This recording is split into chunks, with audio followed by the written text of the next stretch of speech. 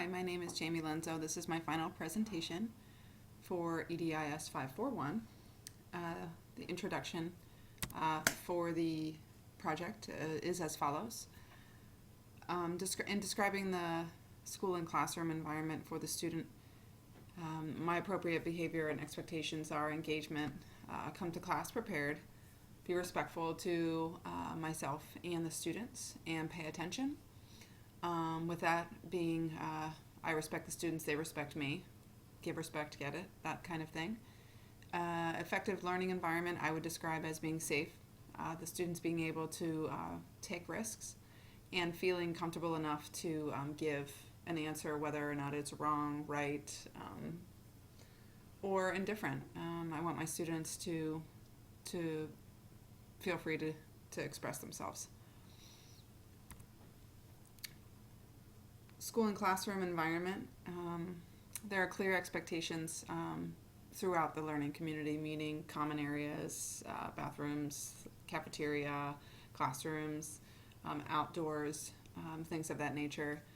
We also have students go to sites Tuesdays and Thursdays, and our expectations are pretty clear out in the community as well, because they are representing our school. They need to step up their game and bring their A game, because they're, taking us with them when they're out in the community. They're redirected for inappropriate behaviors and reminded of what that behavior should be.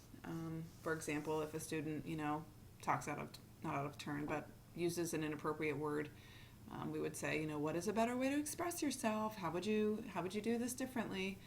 I like to use a little comedy in my conversations with students because they seem to respond better. It's not threatening. A lot of other staff in the building do that as well to kind of be even-keeled and maintain rapport with them. It seems to get better results.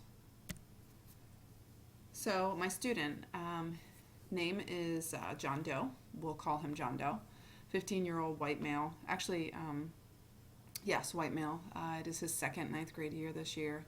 He has no identified academic issues. If you could say he struggles in one subject, it would be math. But there's not a specific learning disability. It would be gaps in his learning. The student is identified as being emotionally disturbed, largely due to traumatic events that occurred to him earlier in his life. Parents are divorced. He lives with mom, sees dad every other weekend. He has been expelled from his previous school. Last education was via ECOT because nothing else seemed to work for this student. He would have outbursts, some pretty tremendous outbursts at his previous schools, so much so that he was expelled. Next would be the target behavior of the student. He has verbal outbursts in class, cursing under his breath to himself, not necessarily threatening to someone else, but muttering to himself. The ABC indicated that he was avoiding the work by acting out. Behavior also happened when a teacher gave new instructions and/or new material. I think I mentioned in the next slide, the student has not had positive educational experiences in his life, largely due to the fact that he was diagnosed, I think, in 4th grade with bipolar disorder. So previously to that, he would act out in really, really inappropriate ways, hitting, punching, spitting, things of that nature. And once he became medicated and learned a little bit more skills, he became a better student, but still didn't gain as much confidence until he came to us at the beginning of this year. I think, again, largely because of what I previously mentioned, our school is set up so that kids feel safe. They're willing to take risks. It's because we do things differently. We deal with kids who are struggled students and non-traditional. So, yeah. This screen will be a screenshot of the pathway, the behavior pathway that I set up for this student. The setting events are home issues, recent divorce. Antecedents would be new material to be completed. Desired behavior is participating, being engaged in the material, completing assignments. Problem behavior is cursing, verbal outbursts, mumbling, acting out. Alternative behavior, I want him to complete work in a timely manner. Consequences for doing the desired behavior would be positive attention earn points towards a lunch of his choosing, which he's already had, by the way, for having appropriate behavior. Consequences for the problem behavior will be negative attention from teachers, students, possibly administration, and he avoids the work, so he ends up winning and continues creating gaps in his education. The function for the alternative behavior will be escape work and to get attention. Replacement behavior that we want to happen for the student, a lot of training needed to happen after the fact in the program. Role play appropriate scenarios. I know he's a 15-year-old, but still responded well to scenarios that were given to him. Again, because he wasn't always taught what appropriate scenarios were. The emotion chart was great for him. Again, he struggled at first because he felt kind of, like it was something that a middle schooler or elementary kid should be doing. Manipulatives and fidgets were available to him to release energy. He was taught self-control in the classroom, and he was taught to know what his triggers are so that he could get more control over himself and not have these episodes in class.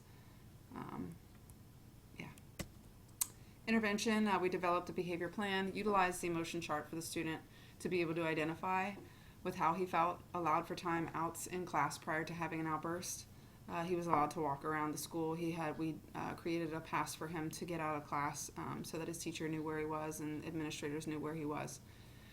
Began self-advocating to better engage in class. He would come to myself or the other dean and say, listen, this is what I need. Can you communicate that to my teacher?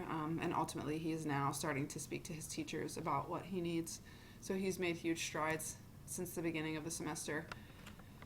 This is the data collection piece that I used. Utilized a graph. The first 3 dates are the baseline, have the baseline data that I collected on the student in the first 3 observations.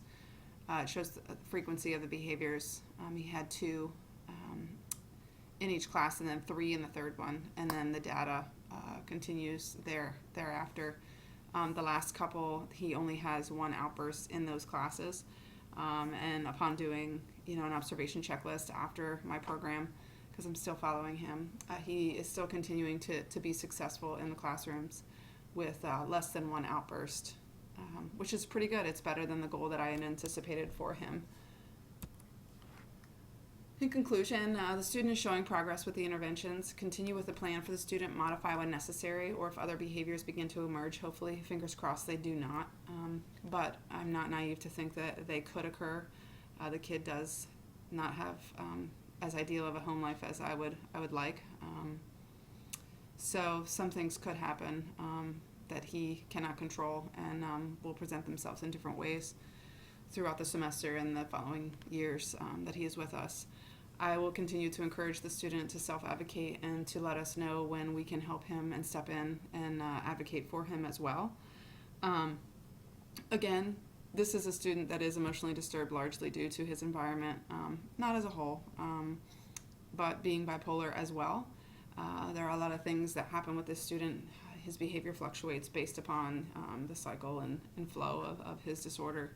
So we need to be keen and in tune with that and be ready and prepared to possibly enact another plan or interventions to help him be successful. Again, this program is amazing, and I think it would be ideal to utilize with students in our school who struggle with emotional and behavioral issues. But serving them would be a pretty difficult task to maintain.